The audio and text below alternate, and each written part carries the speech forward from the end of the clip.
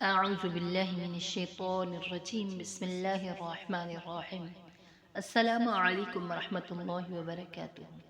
امید کرتی ہوں آپ سب ایمان اور صحت کی بہترین حالت میں ہوں گے۔ اللہ پاک سب کو ایمان اور صحت کی بہترین حالت میں رکھے، آمین۔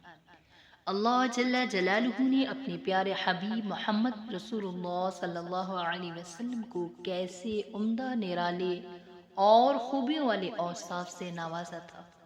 عام آدمی جب سو جاتا ہے تو اس کا دل غافل ہو جاتا ہے، لیکن ام المؤمنین سیدہ عائشہ صدیقہ رضی اللہ تعالی عنہا فرماتی ہیں، آپ صلی اللہ علیہ وسلم تہجد کی 8 رکعات ادا کرنے کے بعد 3 رکعت یعنی وتر پڑھتے۔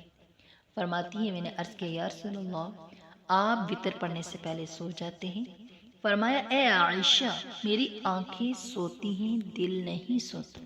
یوں تو رکعات وتر میں کوئی سی صورتیں پڑھنا جائز ہے، لیکن جہاں تک بات سنت اور معمول ذات نبوت کی ہے تو یہ حدیث پاک اس بارے میں مشعل راہ ہے۔ آئیے یہ حدیث پڑھتے ہیں۔ عبدالعزیز بن جریح بیان کرتے ہیں، میں نے حضرت عائشہ صدیقہ رضی اللہ تعالی عنہا سے پوچھا، رسول اللہ صلی اللہ علیہ وسلم وتر میں کیا پڑھتے تھے؟ سیدہ عائشہ رضی اللہ تعالی عنہا نے فرمایا، پہلی رکعت میں سبح اسم ربک الاعلی پڑھتے ہیں، دوسری میں قل یا ایھا الکافرون اور تیسری میں قل ھو اللہ احد پڑھتے تھے۔ پہلی سورت ذرا بڑی ہے، ذرا کوشش سے وہ بھی یاد کیجیے، اور آئندہ سے آپ بھی یہی معمول بنا لیجیے، یہی 3 صورتیں وتر میں پڑھنے کی۔ اللہ پاک ہمیں اس کی توفیق دے، آمین ثم آمین۔